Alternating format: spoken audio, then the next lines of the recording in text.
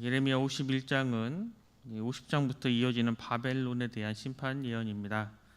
46장부터 51장까지 이방의 10개 나라에 대한 심판의 말씀 중에 마지막 이제 10번째 바벨론에 대한 심판의 내용이 가장 많은 양을 차지하고 있습니다. 바벨론은 예레미야 선지자의 활동 시대에 중동의 패권을 차지한 아주 강대국이었습니다. 하나님께서 여러 나라를 심판하실 때에 바벨론을 심판의 도구로, 즉 금잔 또 철퇴로 사용하셨습니다. 그러면 바벨론은 만군의 여호와 하나님을 두려워하지 않고 교만에 빠졌습니다. 힘이 있는 나라로서 행패를 부리기에 급급했지 약한 나라를 보호해 주거나 자비를 베풀지 않았습니다. 그래서 하나님께서는 바벨론을 심판하기로 하셨습니다. 하나님께서는 바벨론의 멸망을 아주 구체적이고 사실적으로 묘사하심으로 강한 자의 교만의 결과를 우리들에게 보여주고, 또 동시에 바벨론 포로 세대 이스라엘과 유다 사람들에게 소망을 주고 계십니다. 오늘 본문은 그 중에서 여호와의 바벨론 심판에 의한 이스라엘과 유다의 회복과 찬양 예언을 말씀하고 있는 1절에서 19절 말씀에 이어서 하나님의 심판 도구로서의 바벨론에 대한 심판 내용입니다. 그것을 좀 더 자세히 살펴보면 20절에서 23절은 하나님께서 온 세상의 심판을 위해 바벨론을 당신의 도구로 사용하실 것임을 선언하고 계십니다. 그 다음 24절에서 26절은 온 세상을 심판하는 도구로 사용된 바벨론을 이제 내가 다시 심판하겠다라고 말씀하고 있습니다. 즉 바벨론이 시온에서 모든 악을 행한 대로 바벨론에게 갚으시되 그들을 당신의 원수로 여기시고 바벨론 땅이 영원히 황무지가 되도록 철저하게 심판하시겠다라는 것입니다. 마지막으로 27절에서 32절은 바벨론에 대한 심판을 수행할 다른 새로운 도구로서 다른 나라들을 예비할 것이다 라고 말씀하고 있습니다. 즉 하나님께서는 바벨론을 칠 북방의 세력으로 여러 나라들을 다시 세우시고 그 속국들을 준비하실 것인데, 바벨론은 이러한 북방의 새로운 나라들로 인해서 무력하게 패망을 당하게 될 것이다 라고 말씀하고 있습니다. 그럼 본문 20절 말씀을 제가 읽겠습니다. 여호와께서 이르시되 너는 나의 철퇴 곧 무기라. 나는 내가 나라들을 분쇄하며 내가 국가들을 멸하며. 하나님께서는 바벨론을 향해 너는 나의 철퇴 곧 무기다 라고 말씀하고 계십니다. 바벨론은 한때 하나님께서 다른 나라들을 심판하는 도구로 사용되었습니다. 하나님께서는 유다를 심판하실 때 바벨론을 도구로 사용하셨습니다. 철퇴는 끝에 쇠뭉치가 달려있는 몇 미터 길이의 막대기 같은 무기입니다. 아주 크고 긴 망치라고 할 수 있습니다. 20절부터 24절 말씀에 보면 하나님께서는 바벨론을 철퇴로 도구로 삼았지만 이제는 바벨론이 철퇴를 맞는 대상이 되었다라고 말씀하고 계십니다. 바벨론 예루살렘 성과 유다에 대한 악행을 그대로 내가 갚을 것이다 라고 말씀하고 있는 것입니다. 바벨론은 하나님의 손에 붙잡힌 하나님의 도구라고 할 수 있습니다. 그런데 그렇다고 해서 하나님을 섬기지 않을 뿐 아니라 악하기 그지없던 그 바벨론이 하나님의 기뻐하심을 받는 종이다 라고 말할 수는 없습니다.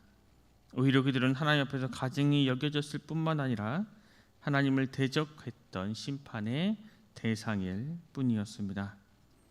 단지 하나님께서는 이러한 그들의 죄악된 심성과 악습을 묵인하심으로 일시적으로나마 그들에게 승리와 번영을 허락하셨고 이를 통해 그분의 뜻을 이루어 가셨을 뿐입니다. 물론 이러한 바벨론의 행보는 역사적으로나 또 성경적으로 큰 의의를 갖고 있음에는 불명합니다. 그렇다고 해서 바벨론이 하나님의 상급을 받거나 하나님께 칭찬을 받을 이유는 전혀 없습니다. 즉 악한 자들도 하나님의 도구가 될 수 있고 또 그로 인해 하나님의 뜻을 이루는데 사용될 수 있지만 그 행위 자체는 결코 선한 것이 아니기에 상급과 칭찬이 아닌 오히려 심판과 징벌의 대상이 될 뿐입니다. 우리는 이러한 말씀을 통해 우리 자신이 하나님 앞에서 과연 어떠한 도구가 되어야 할 것인지, 나는 지금 하나님 어떠한 도구로 사용되어지고 있는지를 생각해야 합니다. 그리고 우리 자신의 악습과 우리 자신의 그런 죄로 자칫 악한 도구로 우리도 바벨론처럼 사용될 수 있음을 기억해야 합니다. 지금도 하나님께서는 수많은 도구를 들어 교회와 성도를 징계하시고 견책하기도 하시고 또 때로는 진리와 거룩함으로 문장한 예레미야와 같은 자들을 들어 성도를 위로하시고 또 성도를 이끄시며 눈물로 중보하게 하시면서 하나님의 뜻을 이루어 가고 계십니다. 혹 우리는 우리의 죄와 탐욕에 사로잡혀서 하나님의 절대나 회초리로 사용된 후에 버림받을 그러한 삶을 살아가고 있지는 않은지 되돌아보아야 합니다. 하나님께서는 그 행위의 결과에 관계없이 인간의 모든 악을 심판하십니다. 중요한 것은 우리가 얼마나 하나님의 뜻을 잘 이루어 갔느냐, 얼마나 하나님을 위해서 열심히 일을 했느냐, 그것이 아니라 얼마나 순정하고 얼마나 거룩하며 아름다운 신앙과 인격으로 하나님의 거룩한 사역에 진실되이 동참하였는가, 이것이 중요한 것입니다. 오늘 순천스럽게 모든 성도님들은 내가 하나님을 위해서 어떤 일을 했다가 아니라 순전하고 거룩하며 순종하는 그 마음으로 아름다운 신앙과 또 인격으로 하나님의 거룩한 사역에 얼마나 진실하게 동참하였는가를 또 기억하며 그렇게 하나님의 놀라우신 사역에 진실되이 동참하는 우리 모두가 될 수 있기를 또 간절히 소망합니다. 이어서 25절 말씀을 보면 여호와의 말씀이니라 온 세계를 멸하는 멸망의 사나 보라 나는 내 원수라 나의 손을 내 위에 펴서 너를 바위 위에서 굴리고 너로 불탄 산이 되게 할 것이니. 25절에 보면 온 세계를 멸망하는 멸망의 산 바벨론은 이제는 하나님의 원수로 바위에서 굴러 떨어지고 불탄 산이 될 것이다 라고 말씀하고 있습니다. 완전히 다 폐허가 될 것이기에 그 어떤 것도 다시금 재활용되지 못할 것이라고 말씀하고 있습니다. 보통 집은 무너져도 그 주춧돌은 다시 사용될 수 있습니다. 하지만 바벨론은 그것조차 사용될 수 없을 정도로 그 모든 것이 다 철저하게 멸망당할 것이다 라고 말씀하고 있습니다. 악인들은 불에 불탄 산, 즉 화산과도 같습니다. 악인들은 자신들이 뿜어내는 악으로 그와 관련되어 있거나 그 주위에 있는 사람들에게 심형적인 피해를 입힙니다. 그러므로 우리는 그 악을 가까이 해서는 안 됩니다. 그런데 중요한 사실은 악인들은 비단 다른 사람들에게 자신의 그 악으로 인해서 피해를 입히는 것만이 아니라 그가 뿜어내는 악으로 직접적으로 그 자기 자신의 악의 피해자가 되는 것임을 우리는 기억해야 합니다. 즉 악인은 자신의 악으로 다른 사람과 자기 자신 스스로를 모두 파멸에 이르게 하는 것입니다. 이것은 하나님의 공의와도 부합되는 말씀입니다. 하나님께서는 공의로운 분이시기 때문에 악을 행한 자에게는 그 자신이 행한 대로 거두게 하십니다. 실로 악인은 그 자신이 뿜어낸 그 악으로 자기 자신도 파멸에 이르게 될 수밖에 없는 것입니다. 때문에 우리는 이 사실을 기억하며 결코 악에 물드는 일이 없도록 자기 자신을 스스로 계속 되돌아보아야 합니다. 악의 모든 유혹을 이겨내 하나님의 거룩한 백성으로 우리는 살아가야 하는 것입니다. 또 25절, 26절의 비유로 바벨론이 황무지가 될 것을 말씀하셨으면 이제 마지막 27절에 32절은 구체적으로 바벨론을 공격할 나라들을 말씀하고 있습니다. 이들의 군대는 극성스러운 메뚜기 떼 같을 것이다 라고 말씀하고, 또 29절에는 바벨론이 황폐화되어서 주민이 없어질 것이다 라고 말씀하고 있습니다.